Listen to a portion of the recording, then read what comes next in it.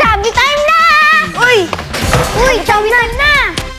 Oras na para malaman nyo kung anong #1 pinakapaboritong pagkain nating mga Pinoy kids. Teka, bago tayo magpakabusog pagdating sa #1, balikan muna natin mula 7 hanggang #2. Sa #7 ng ating countdown, pumasok ang mga paborito nating pampalamig, ang ice cream. Sa #6, ang mabango at malinamnam na barbecue. Type nyo bang mag-dessert? Ang #5 sa ating chubby checklist ay ang cake. Ang #4 sa ating countdown ay ang nagtatay na hotdog at pizza. Spaghetti naman ang nasa #3.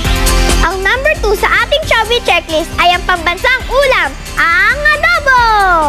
At ngayon, ang pinakahihintay ng pagkain sa ating checklist. Ito ang laging present sa mga celebrations. Ito ang pinaka-paborito, pinaka-espesyal at pinaka-champion! Itong #1 sa mga puso ng mga batang Pinoy at sa puso ko rin.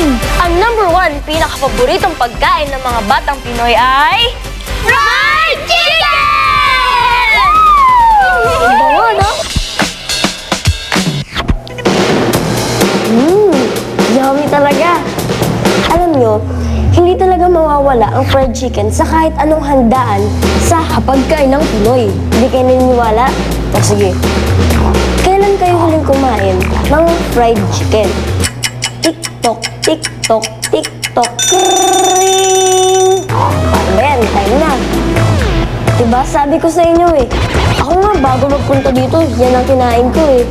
Akala nyo, iisa lang ang lasa at itsura ng fried chicken? Hindi kaya merong binababad sa iba't ibang sauces. Meron naman sa harina at meron din sa cream. Ang dami rin sa usawan na ginagawa para dito. Sa dami ng paraan ng pagpe-prepare ng chicken, kitang-kita kung gaano tayo kaseryoso sa pagluluto nito. Kaya naman niluluto ito para maging mas special ang anumang okasyon kapag merong fried chicken. Ito nga ang unang kinukuha at madalas mauubos sa mga party. Tuturuan tayo ngayon ni Chef Nino ng isa pang recipe para mas maging special ang fried chicken natin. Game? Chef Nino, game! So, konting-konting ingredients lang, readily available, and sobrang mabilis lang gawin. Okay? So, just grab some water. Ito papagawa ko sa'yo. Sige po, sige po. Tubig. And then, lalagyan mo na salt. Yan. That's what you call the brine. Call it the brine. Yung water tsaka salt. Salted water lang siya. Para ibababad mo yung chicken mo ng matagal. Siguro mga at least mga 3 to 4 hours or mas maganda sana kung overnight. After natin siya ibabad, all we have to do is strain natin siya. Tanggalin na natin yung water. Meron tayo ngayon ditong flour and cornstarch. Mixture siya po talaga dapat ilalagyan yan? para hindi siya masyadong makalat. Lagyan tayo ng freshly cracked black peppers. And then, lagyan natin ng salt. Mainit na oil. Tingnan mo na yung chicken mo.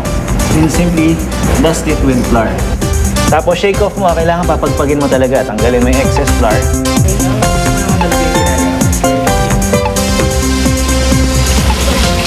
Dapat maging golden brown siya.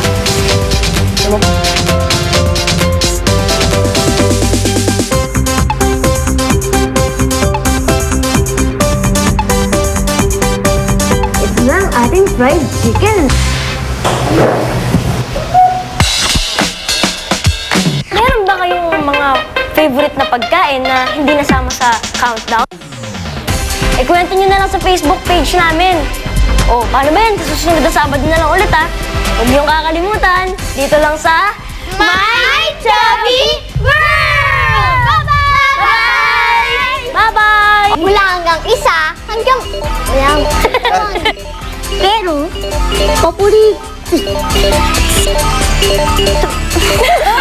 At syempre, ang favorite ko at favorite nyo rin, ang tomato sauce. Yan ang nang namam... Kaya naman... Nakasama ka sa